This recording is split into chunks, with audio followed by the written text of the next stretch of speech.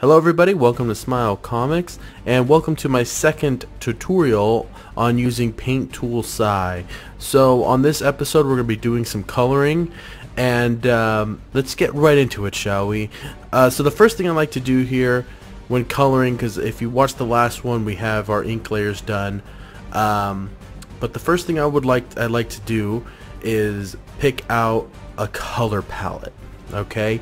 Right now I'm choosing like the skin tones and things like that, and just the basic colors I'm going to use, and I usually do like a flat color and then 2 shades above it, and I just kind of go from there. But I basically just get my palette down first and then I move on to the next step. Okay, so the next step, once you get your palette done, is you want to actually lay down your flat. And what that means is you're going to select on the line work layer tool, you're going to actually select, you know, the areas you want to color that color, and you're going to want to make sure you have it all selected, and you're going to make a layer for that color specifically. So the skin is going to get a layer, the red in her outfit is going to get a layer, the gold is going to get a layer, the blue on the bottom part of her costume is going to get a layer, the lasso, everything gets its own layer, and that's going to help you get the shadow and things like that in later. And I actually, while I'm doing the skin in this picture, I feel that I went a little too pink in color with it, so I actually end up doing a color shift with it, and I'll be able to show you that later when I get to it. But when you have it, all the colors in different layers like this, it helps a lot when you need to fix things like that. You need to color shift something, so you don't have to like select that one layer or that one specific color. Okay, so now that you have your flats filled in and they all have their own layer, I even labeled mine, as you can see on the right. If you're watching this in 1080p, you should be able to see it perfectly. But once you have your flats down, you want to then select the layer you're going to work on. For me, it's the skin layer. Once you select the layer you're going to work on, you want to click on the preserve opacity checkbox there. You want to make sure that box is checked. That way you can only color where there's color on that layer. So where it's like tan, I can only color on the skin, and that helps a lot. So you want to take your second value and then start filling in where you are working on that your picture there. Now I want you to kind of look at what tool I'm using. I'm using the color tool. But you can basically use the brush or whatever you want, and kind of figure out what settings work best for you. Sometimes the density, if it's higher, it makes a more solid color, and that way you can get the more anime type of look with the cell shading. Or if you want it to look more painted, which is kind of what I'm going for a little bit, you could turn it down a little bit and play with that. But it's all up to you. Okay, so we're gonna go ahead and start filling in the skin here, and then we're gonna move on to the next step. So once you get your color basically laid out where you want it, now this is our mid-tone here.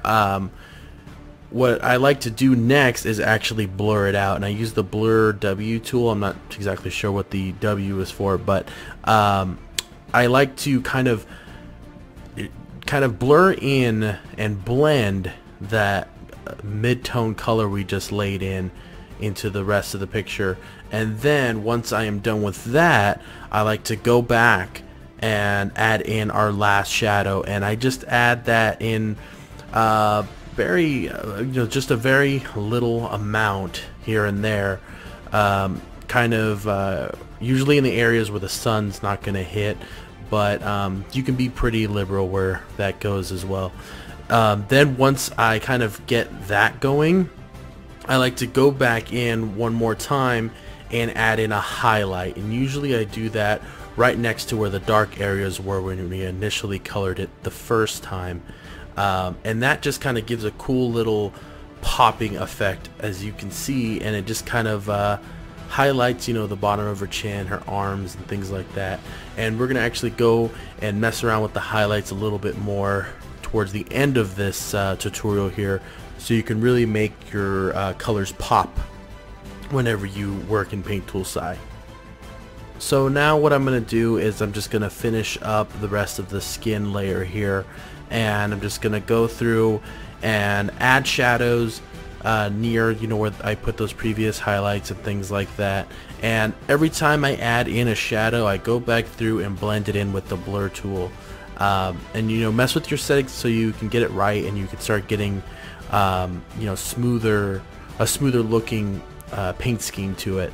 But yeah, I just kind of go through, add in the mid-tone and the darker tone, add in a highlight, and then add in kind of the shiny effect to the lighter areas, as well as, you know, kind of giving it a backlighted look.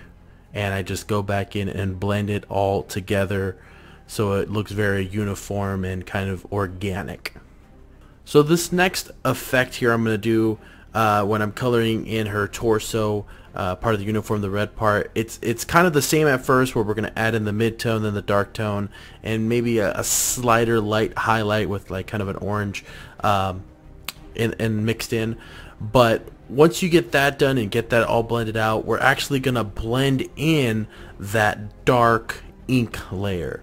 And that, if you didn't watch my last video, that's a whole separate layer. If you don't have this as a whole separate layer, that dark ink layer, this effect will not work, okay? You'll have to manually select it for that to work. But once you have that kind of colored in the background, you actually want to go through and in your line work layer, start selecting the parts you want to color, okay? And then go into your actual inking layer, which is the kind of those dark spots there. You want to make sure you have the preserve opacity locked in.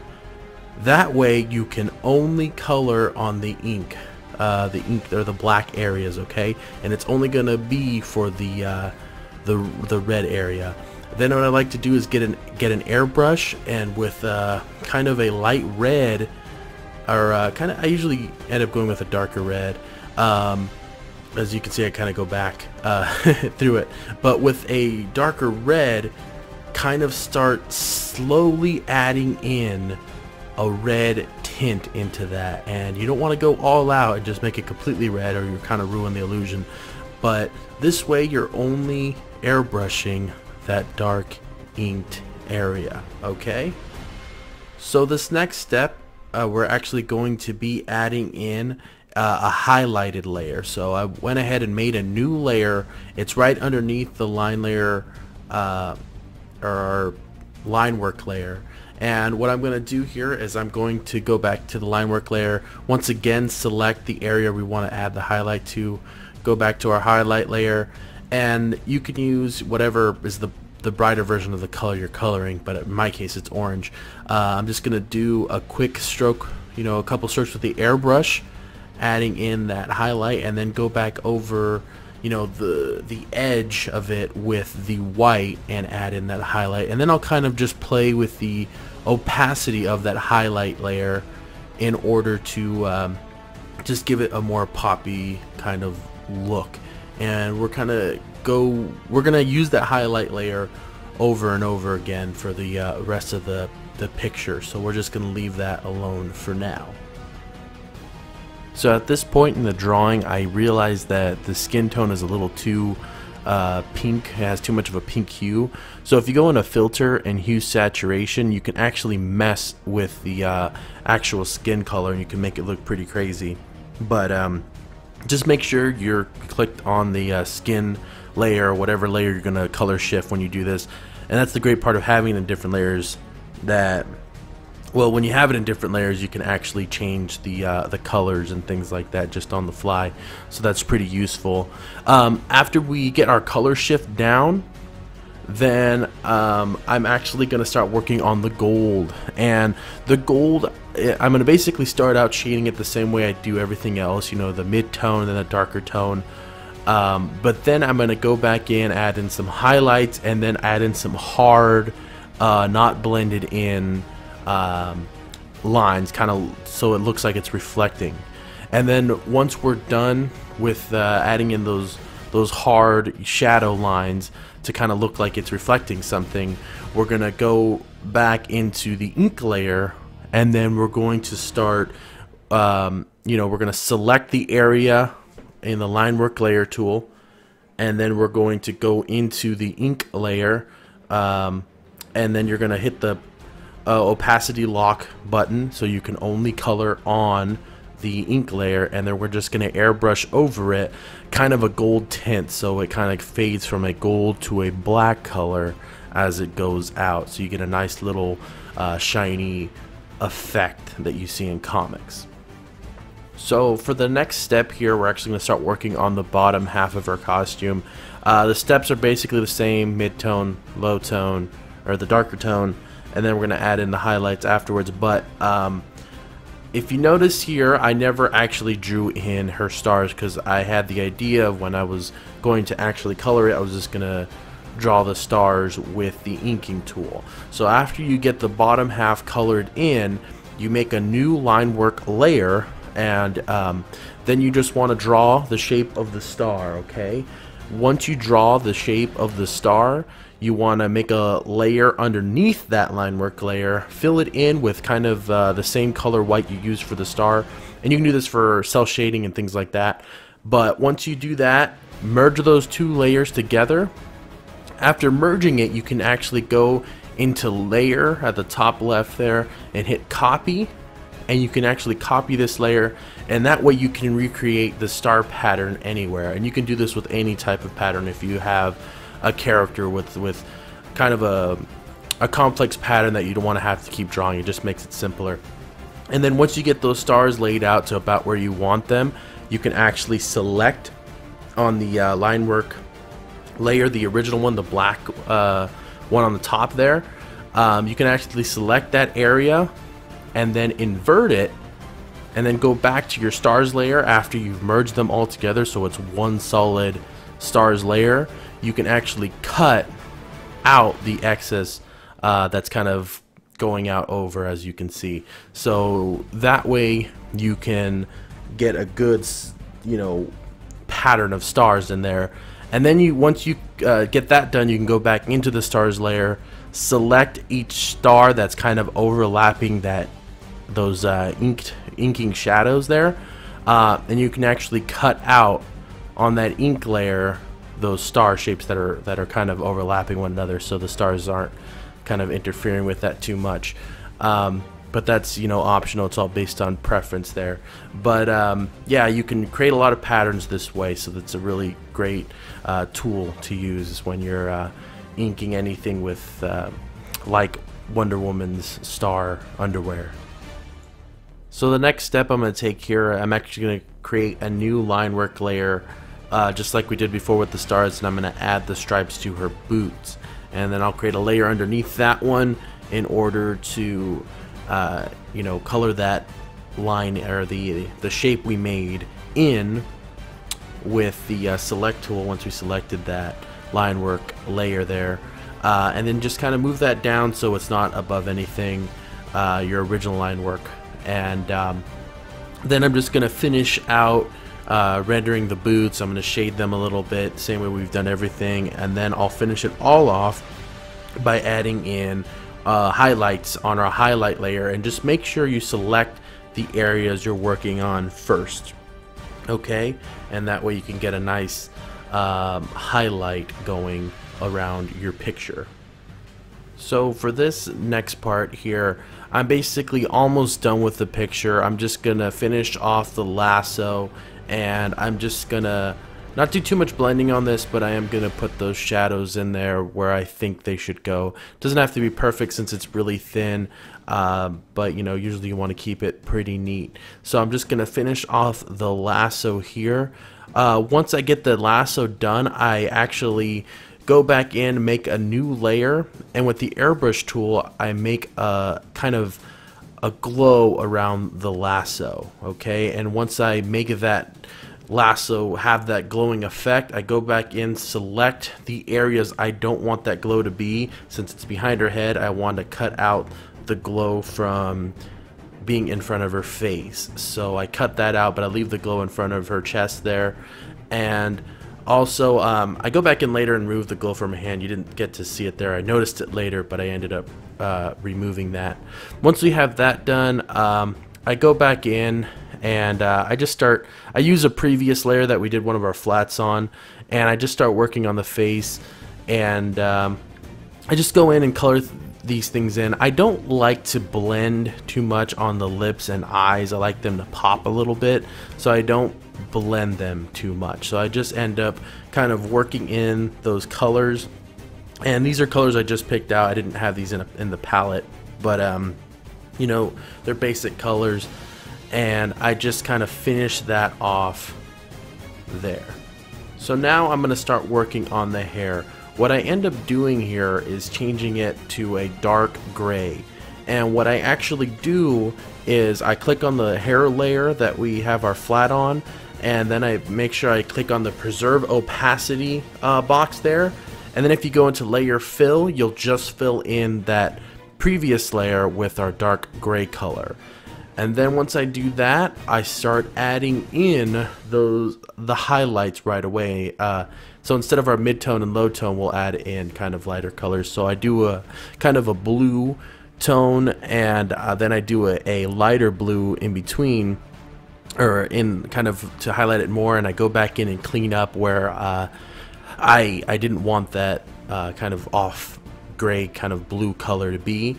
And then I actually make a new line work layer, and what I do is I create this shape that looks like a shining reflection. And when you're doing this, I recommend not making it too spiky, but kind of like a flowing line, like a flowing thick line with a couple of spiked ends, and then just kind of playing with the opacity till you get that right, and just kind of make it look like there's a hard reflection there when you're doing the hair.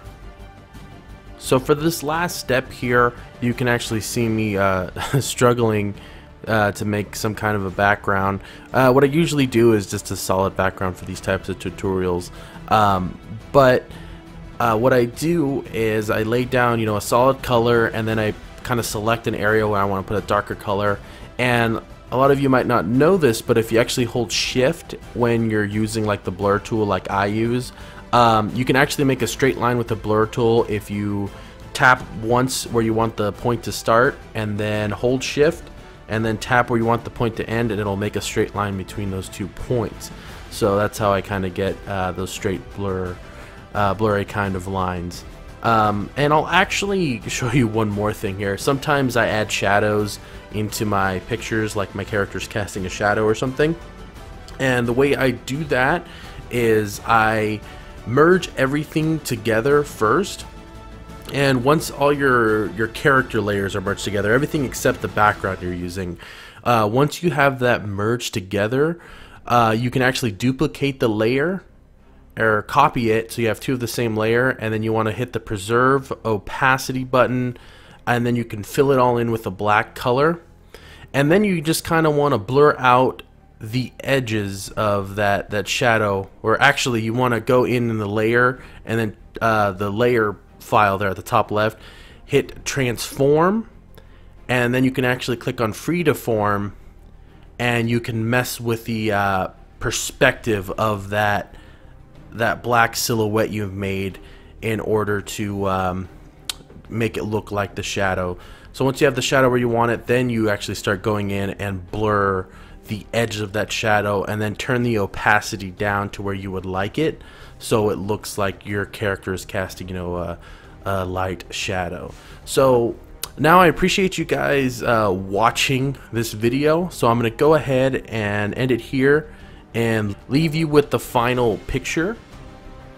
So here is Wonder Woman, and I'm kind of happy with the way this one turned out, and hopefully you guys are too, and you guys enjoyed this tutorial. It was entertaining and you guys learned something, most importantly. So thank you very much for watching, and I will now leave you guys with the outro. So if you enjoyed watching this video, please feel free to check out some of my other content here.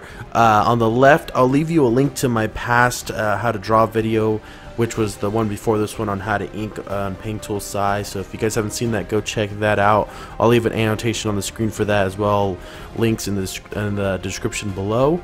And on the right, I actually have a link to my gaming channel here. I believe the most recent thing we've done at the time of this video's release was me and my friends kind of did our own Call of Duty Advanced Warfare first impressions kind of video. So if you guys are interested in that, go check out some of our gaming videos. I'll leave a link to that on the right.